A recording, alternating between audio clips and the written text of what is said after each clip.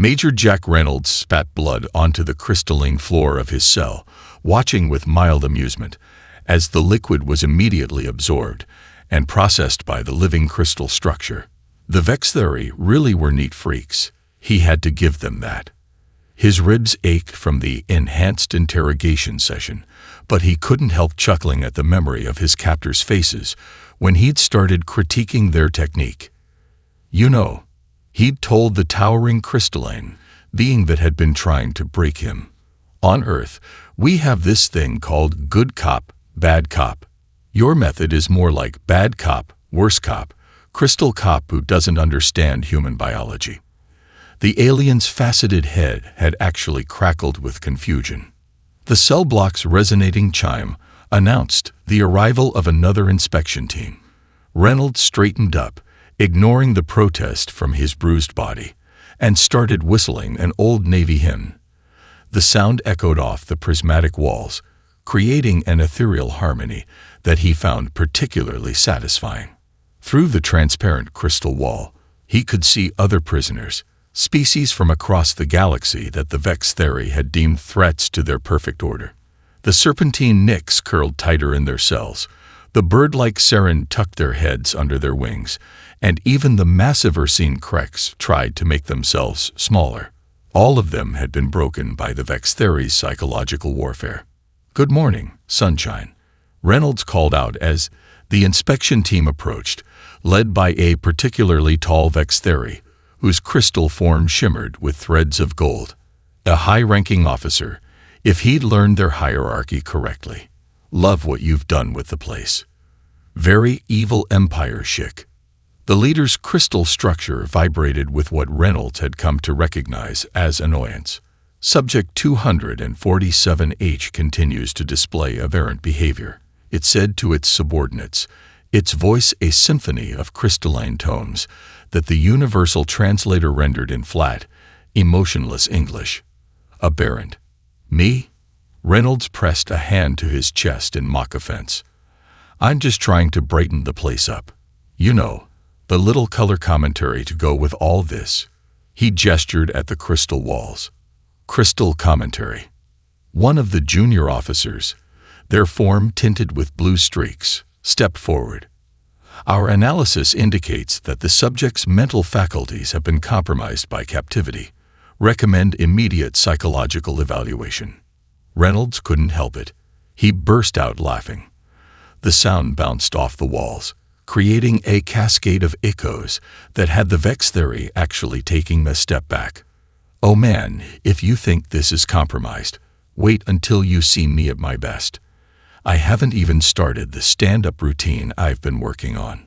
The gold-threaded leader's surface rippled with patterns that Reynolds hadn't seen before. Interest. Concern. It was hard to tell with beings made of living crystal. "Record all interactions," it commanded. "This behavior pattern is unprecedented." Unprecedented. Reynolds grinned, despite the split in his lip. "Lady, gentlemen, or whatever you folks consider yourselves, you haven't seen anything yet. Want to hear a joke about your prison security system? It's pretty transparent." The junior officer's crystal form actually chimed with distress.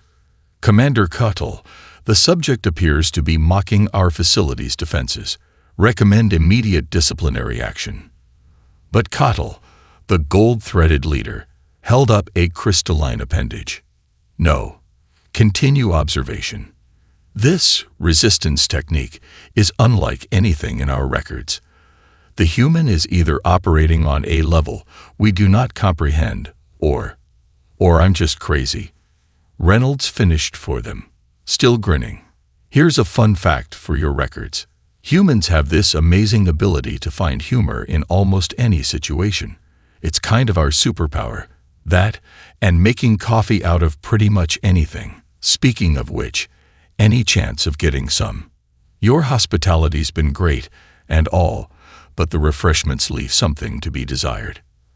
As the inspection team moved on, their crystal bodies humming with confused communications, Reynolds settled back against his cell wall. His smile never wavered, even as he mentally cataloged everything he'd learned from the exchange. They'd given him more than they realized. The hierarchy present in their inspection team, their reaction to unexpected behavior, and most importantly, their complete inability to understand why he wasn't breaking under their carefully calculated pressure. Time to up the game, he whispered to himself, and started planning his next performance. After all, the best defense wasn't just a good offense, it was a good sense of humor. The testing chamber gleamed like a faceted diamond, its walls shifting and realigning as Cottle's team prepared their most sophisticated psychological assessment protocols. Major Reynolds sat in the center, strapped to a crystal chair that pulsed with bioluminescent energy, looking for all the world like he was about to watch an entertainment program rather than face advanced alien torture. "I've got to say," Reynolds commented, watching the walls move, "your interior decorator really outdid themselves. Very Alice in Wonderland meets modern architecture. Though I'd suggest some throw pillows. Really warmed the place up." Cottle's crystal form vibrated with carefully controlled frustration. Subject 247H. You will now experience a series of calibrated sensory manipulations. Previous subjects have described the process as intensely distressing. Ooh, dinner and a show. Reynolds' eyes sparkled with genuine interest. Quick question, though. Will this be better or worse than that time you tried to convince me I was trapped in a time loop?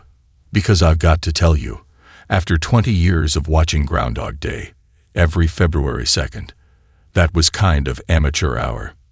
The junior officer with blue streaks, now identified as Research Assistant Valen, made a sound like breaking glass. "Commander, the subject's responses continue to defy standard reaction patterns. Perhaps we should increase the intensity." "Proceed with Protocol Sigma 9, Cottle ordered, their golden threads glowing brighter with determination. The chamber's walls began to pulse with hypnotic patterns, designed to break down mental barriers and induce states of extreme suggestibility. Reynolds responded by beginning an enthusiastic critique of the light show. "Not bad at all. Though if you're going for mind-bending, you should see the laser Floyd shows back on Earth. Now those'll really make you question reality. Had a buddy who swore he saw through time at one of those. Course, that might have been the nachos he ate beforehand." Cottle moved closer to the observation panel, their crystalline features reflecting the shifting lights. Subject appears to be attempting to deflect the psychological impact through continuous vocalization. "Actually," Reynolds interjected, "I'm just making conversation. You folks seem like you could use some tips on entertainment. Ever heard of stand-up comedy? I'm thinking of starting a weekly show here. Working title: Crystal Clear Comedy Hour."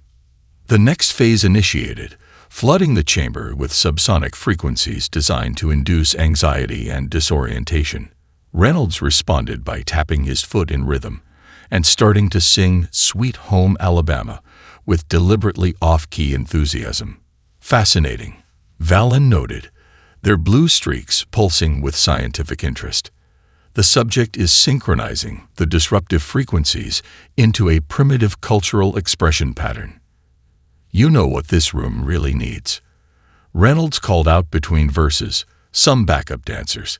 Can any of you crystal folks do the moonwalk?" "No, your loss." Cottle's frustration finally cracked their professional demeanor. "Why are you not responding as expected?" "The psychometric readings are impossible. Your neural patterns show increased activity in regions associated with both pleasure and problem-solving." Reynolds paused his singing long enough to flash a knowing smile. "Here's the thing about humans, Crystal Command. We've got this weird quirk where the more you try to break us, the more likely we are to turn it into a party. It's called coping through humor. 5 stars, would recommend." The final phase of Protocol Sigma 9 activated, designed to create the sensation of complete isolation and sensory deprivation. The chamber went completely dark and silent. In the pitch blackness, Reynolds' voice rang out, clear and amused. "Oh, perfect timing. I've been working on my ghost stories. Want to hear one? It's about a haunted crystal palace. Stop me if you've heard it. Cottle signaled for the lights to return, their entire form vibrating with scientific confusion. In 300 years of conducting psychological assessments, I have never encountered a species that converts psychological warfare into entertainment. First time for everything, Reynolds replied cheerfully.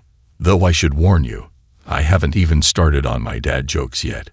Those are the real psychological warfare. Just ask my kids. As the testing session ended, Cottle made a final note in their report. Traditional methods appear not only ineffective, but potentially counterproductive. Subject 247H has somehow turned our most advanced psychological protocols into what he refers to as an open mic night. Further research required to understand this unprecedented defense mechanism. Cottle's research chamber hummed with the soft resonance of advanced scanning equipment as they studied the latest neural readings from Subject 247H. The crystalline walls reflected cascading holograms of Major Reynolds' brain activity, each pattern more perplexing than the last. Run the analysis again, Cottle ordered, their golden threads pulsing with intensity. These results cannot be correct.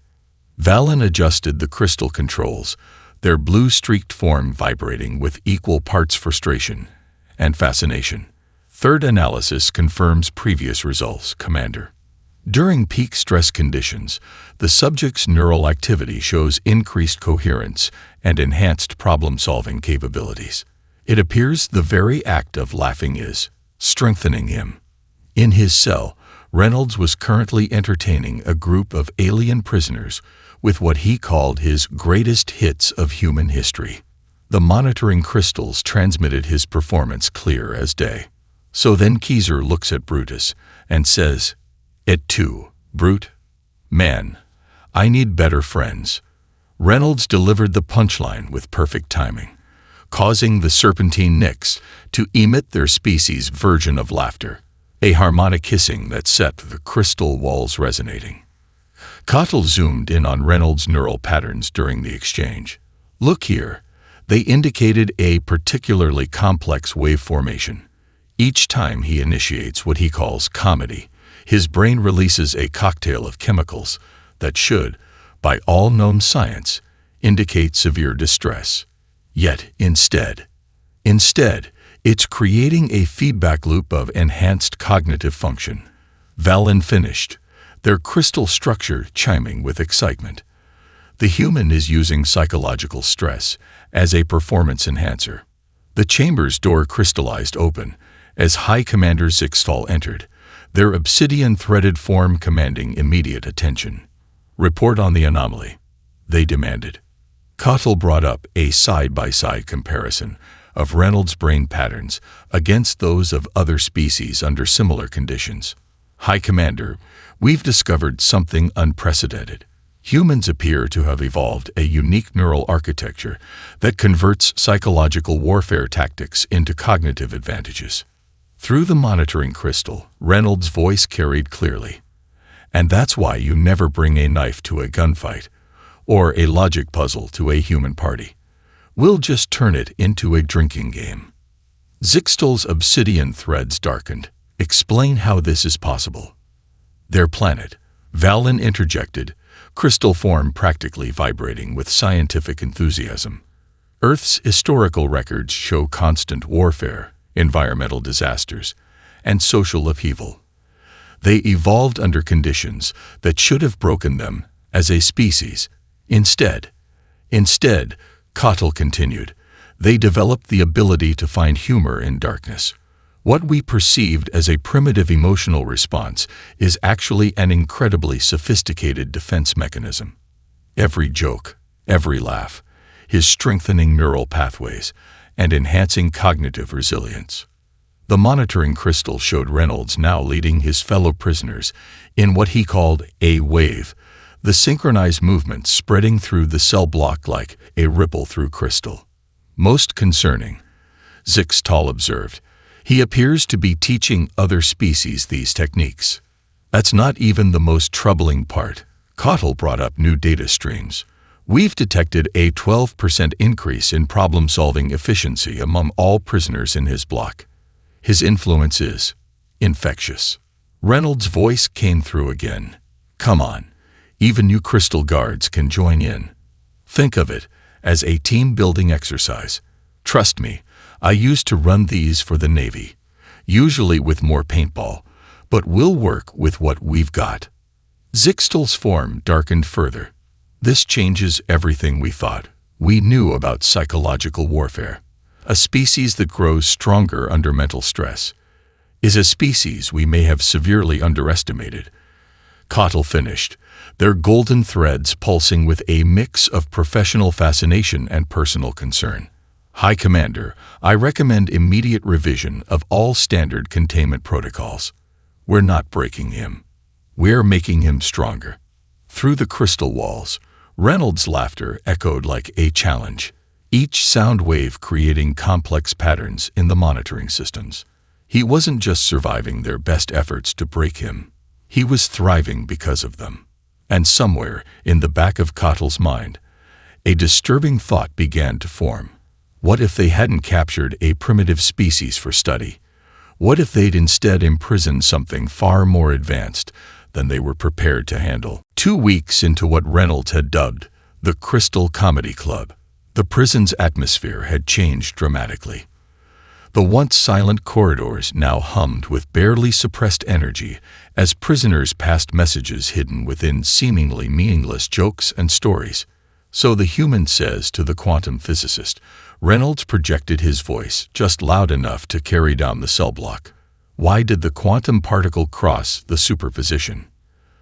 The Saren in cell block C ruffled their feathers in what appeared to be confusion, but Reynolds caught the subtle wing movement that meant guards changing shift pattern. He'd been teaching them Earth military hand signals, disguised as part of his interpretive dance lessons.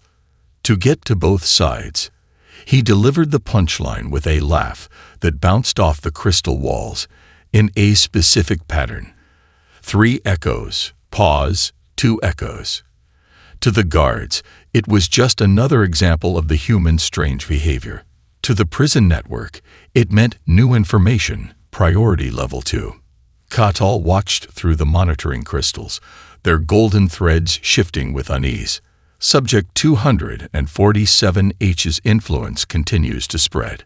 The prisoners are exhibiting unprecedented levels of coordination. Valen analyzed the latest behavioral data, but they appear to be engaged in nothing more than entertainment activities. The human calls them improv games and comedy workshops. Reynolds had moved on to teaching what he called classic Earth theater. Today's lesson: A Midsummer Night's Dream. The fact that he'd assigned the role of Puck to a 7-foot-tall Krex warrior would have been amusing if Cottle hadn't noticed how the rehearsals always seemed to coincide with guard rotations. Remember, folks, Reynolds coached his motley cast. Shakespeare is all about the timing. Speaking of timing, hey, Crystal Guard, your resonance is looking particularly sparkly today. New frequency.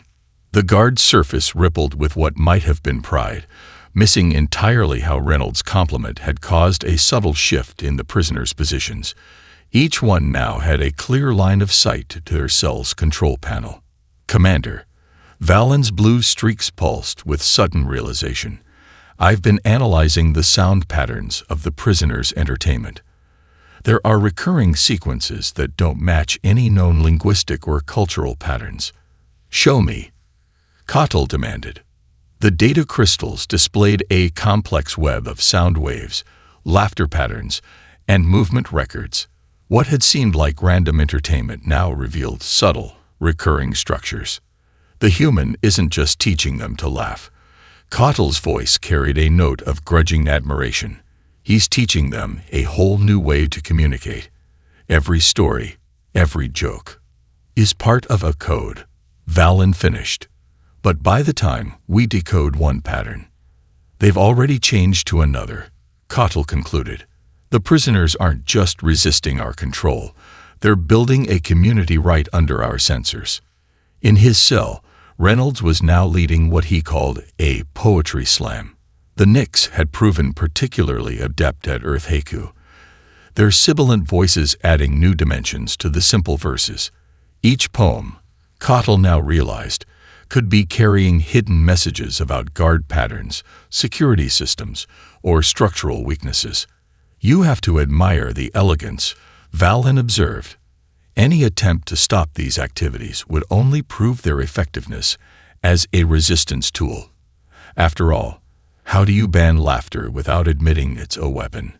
Reynolds' voice carried through the monitoring system. And remember, the key to good comedy is all about subverting expectations. Speaking of which, who's ready for our special production of The Great Escape? I'm thinking we give it a unique crystal prison twist. The ripple of laughter that spread through the cell block carried notes of something new. Hope. In less than 2 weeks, a single human had transformed a prison full of broken spirits into a coordinated network, all under the guise of boosting morale. Cottle's report to High Command that evening was brief, but pointed. We have not contained Subject 247. We have given him a stage, an audience, and most dangerously of all, a reason to perform. Recommend immediate protocol review before the Humans Comedy Club evolves into something far more serious. They didn't know it yet, but they were already too late. Cottle's research chamber had been transformed into what the scientists now called the Human Understanding Initiative. Holographic displays showed centuries of Earth history, cultural development, and most importantly, the evolutionary path that had created a species that turned psychological warfare on its head. Display the comparative analysis, Cottle ordered, their golden threads glowing with intensity as new data streams materialized in the crystal air. Valen manipulated the controls, bringing up side-by-side images of various species' neural responses to stress. The difference is remarkable, Commander. While other species show predictable patterns of mental deterioration under prolonged stress, human neural pathways actually adapt and strengthen. The central display showed Reynolds' latest brain scan, a kaleidoscope of activity that defied conventional understanding. He was currently engaged in what he called open mic night, teaching a grieving Saren how to process their pain through something called gallows humor. Look here, Cottle indicated a particular neural pattern. When the human makes others laugh, his own neural resilience increases. It's a symbiotic response we've never seen before. High Commander Zixtal entered the chamber, their obsidian form casting sharp shadows. Explain how this species evolved such a trait. Our historical analysis shows their planet should have broken them countless times. Valen brought up Earth's historical timeline. That's just it, High Commander. They should have broken. But instead, the display showed natural disasters, wars, plagues, and countless other calamities. Each crisis forced them to adapt. Their bodies couldn't evolve fast enough to match their harsh environment, so their minds evolved instead. Through the monitoring crystal, Reynolds' voice carried clearly. And that's why you never bring a sad story to a human without expecting us to find the silver lining. It's kind of our thing. Speaking of which, who's ready for today's session of finding the funny side of interstellar imprisonment? Cottle's analysis crystals pulsed with new data. We've identified at least 12 distinct psychological defense mechanisms in human behavior, all centered around this concept of humor. It's not just a communication tool. It's a survival mechanism more advanced than anything we've engineered. Show me, Zixtal demanded. The displays shifted, showing various scenarios from Reynolds' captivity. In each one, what had seemed like simple jests now revealed themselves as complex psychological operations. Here, Valen pointed, when we attempted to induce temporal disorientation, he created what he called time zone jokes. Each joke actually helped him track the passage of time. And here, when we used sensory deprivation. The display showed Reynolds teaching other prisoners to create mental radio shows. He turned the silence into entertainment, maintaining both his mental acuity and social bonds. Cottle's golden threads pulsed with a mix of admiration and concern. The most remarkable discovery is this. They brought up a new neural map. Humans don't just adapt to stress. They've evolved to need it. Their minds actually seek out challenges to overcome.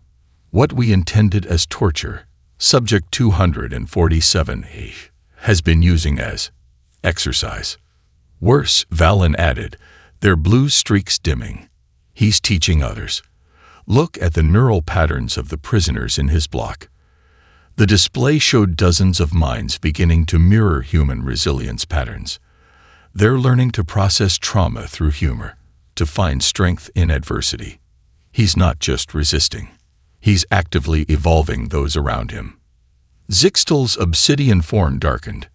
You're telling me that every attempt we've made to break this human has only made him and those around him stronger. Precisely, Cottle confirmed. Our entire understanding of psychological warfare was based on the premise that minds break under pressure. Humans, it seems, have evolved past that point. They don't just survive pressure. They thrive on it. Through the monitors, Reynolds could be heard starting another session. Today's lesson: how to turn your existential crisis into a comedy routine.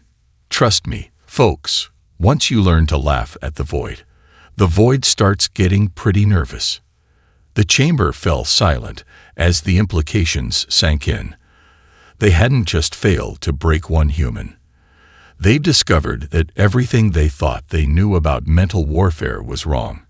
And somewhere in the prison above them, Major Jack Reynolds was teaching their carefully crafted psychological weapons to dance. The first warning came as a deep resonance that shook the prison's crystal structure.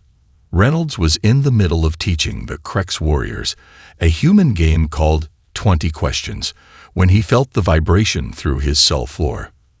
Well, that's new, he mused, pressing his hand against the wall.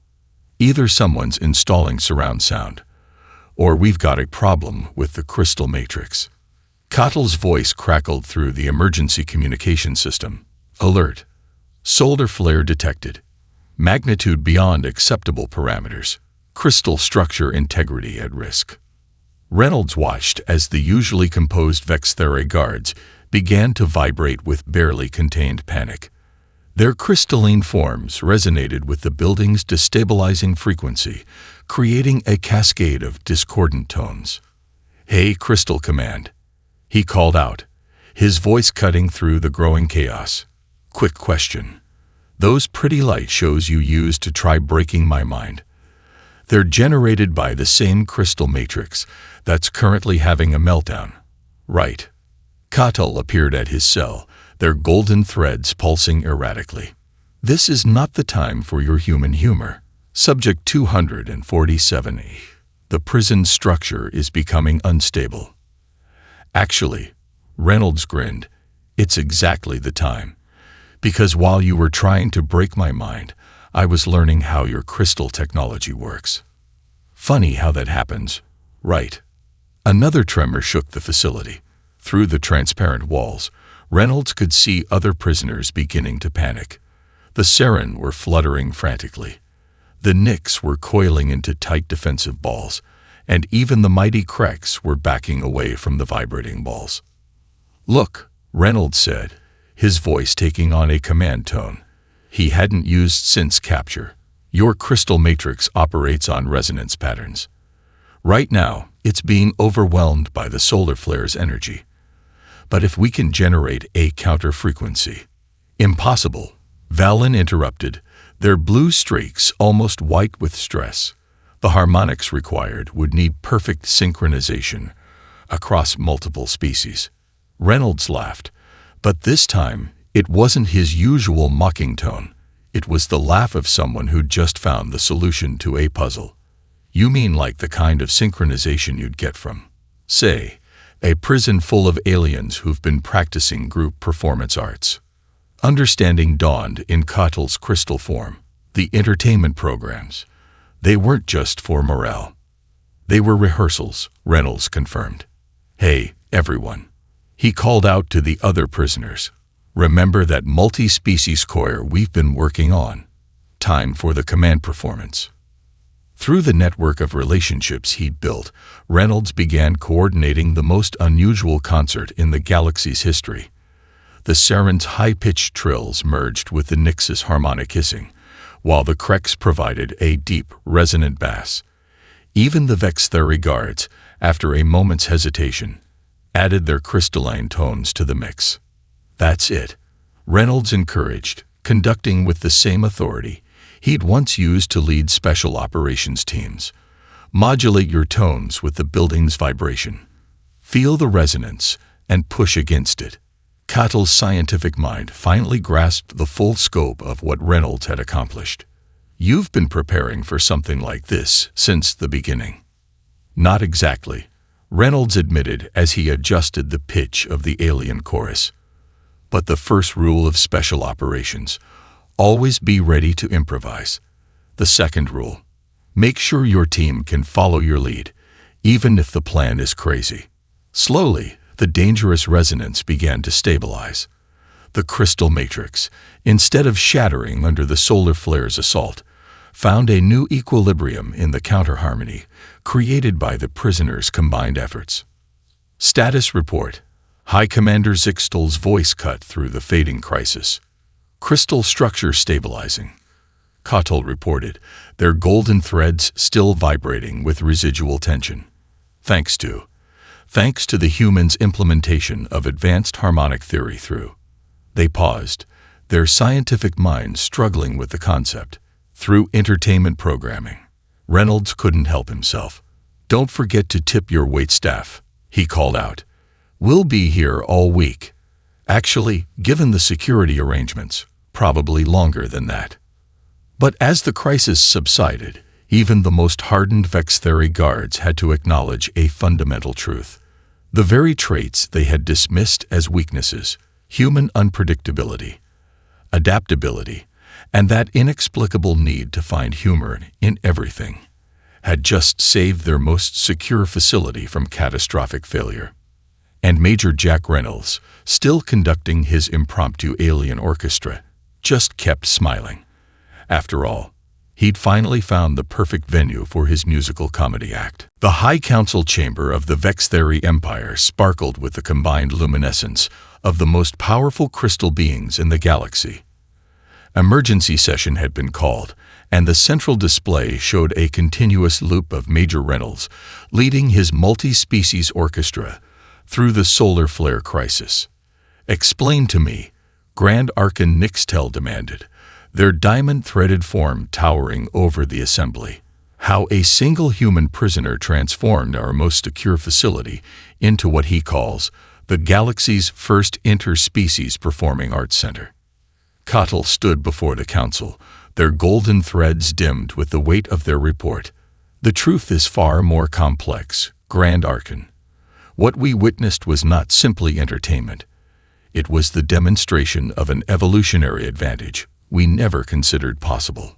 The display shifted to show Reynolds in his cell, currently teaching a group of guards what he called the electric slide. Even now, Valen added, their blue streaks pulsing with scientific excitement, he continues to adapt our own security measures into training exercises. Those dance steps, they mirror our standard combat formations. The council chamber hummed with concerned vibrations as Kettle brought up the neural comparison charts. In 3 months of captivity, Subject 247A has not only resisted every known form of psychological warfare, he has weaponized our attempts against us. Weaponized. Another council member's red threads flashed with alarm. Explain. Watch, Cottle commanded, bringing up a split screen. One side showed their most advanced psychological breaking techniques. The other showed how Reynolds had transformed each one into a team-building exercise. The temporal disorientation chamber became his time-warp dance party, Valen explained. The sensory deprivation protocols turned into silent comedy theater. Even our most sophisticated neural disruption techniques were repurposed as what he calls brain teaser game night. Through the monitor, Reynolds' voice carried clearly. Remember, folks, the key to surviving anything is finding the rhythm in the chaos. Speaking of which, who's ready for another round of Crystal Maze? The musical? The Grand Archon's diamond threads pulsed with a dangerous light. You mean to tell me that every security measure, every containment protocol, has been turned into a training program? Cottle confirmed. But that's not the most concerning part. Show them the influence metrics. New data streams crystallized in the air, showing the psychological profiles of every prisoner and guard in Reynolds' section. The changes were undeniable: increased resilience, enhanced problem-solving, improved group coordination. He's not just resisting, Valen said, their voice filled with a mix of horror and admiration. He's teaching others how to do it. The human has turned our most secure prison into a school for psychological warfare defense. The council chamber erupted in a cascade of crystalline tones as members argued over the implications. Through it all, the display showed Reynolds, now leading a group of formerly broken prisoners, in what he called improvisational comedy exercises, each one clearly designed to build quick thinking and adaptive response skills. There's more, Cottle added, their form dimming further. Our analysis of Earth's historical records shows this is not an isolated case. Humans have a documented pattern of converting hardship into cultural advancement. They call it finding the silver lining, or making the best of a bad situation. The Grand Archon's voice cut through the chamber like a laser through crystal. Are you suggesting that our entire understanding of species dominance is fundamentally flawed? Cottle finished. We believe that perfect order, perfect control was the peak of evolution. But the humans, they've evolved something far more dangerous: the ability to thrive in chaos. On the display, Reynolds had started a new game he called Crisis Management Karaoke. The sight of a 7-foot Krex warrior learning to sing Sweet Caroline while practicing emergency protocols would have been amusing if it wasn't so terrifyingly effective. Your recommendation? The Grand Archon asked, their tone suggesting they already knew the answer. Cuttle's response was simple but heavy with implication. We must reevaluate everything we thought we knew about psychological warfare, species development, and most importantly, the true nature of power in the galaxy. Because if one human can do this much damage while trying to be entertaining, imagine what they could do if they were actually trying to fight back. The day of Major Jack Reynolds' release dawned with an unprecedented sight. A line of Vextheri honor guards, their crystal forms arranged in what he had taught them to call the wave, rippling in perfect synchronization as he walked past. You know, Reynolds commented to Kettle as they approached the transfer chamber, when I said we should end this with a bang, I was thinking more along the lines of a final comedy show. This is almost dignified. Kettle's golden threads pulsed with what had become, over the months, an almost fond exasperation. The High Command felt it, appropriate to acknowledge your contribution to our understanding of interspecies relations. Is that what we're calling it? Reynolds grinned. And here I thought I was just keeping myself entertained. The transfer chamber had been transformed.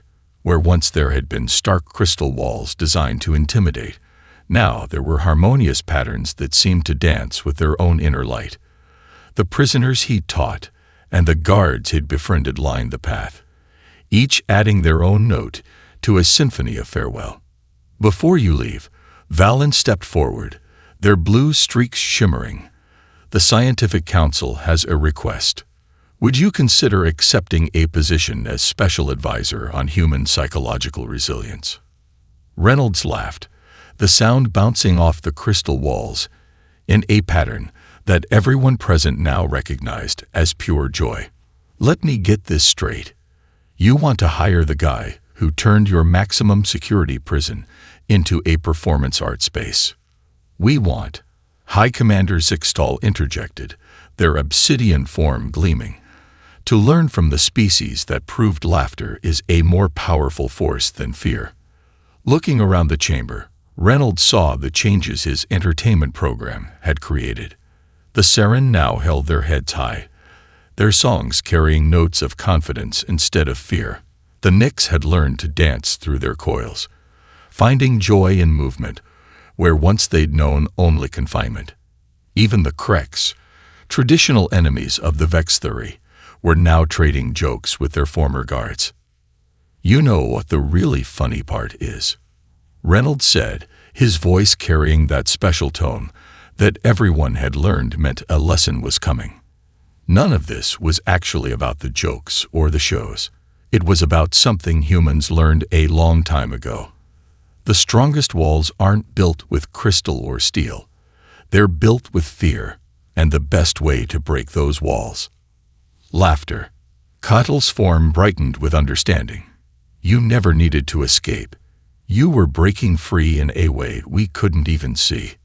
Bingo. Reynolds pointed finger guns at the scientist, a gesture the Vexthuri had come to recognize as approval. Every time you tried to break us, humans found a way to turn it into a party. It's kind of our specialty. The transfer protocols began to hum, preparing to send Reynolds back to human space. But before he stepped into the chamber, he turned for one last address to his unlikely audience. Here's your final lesson.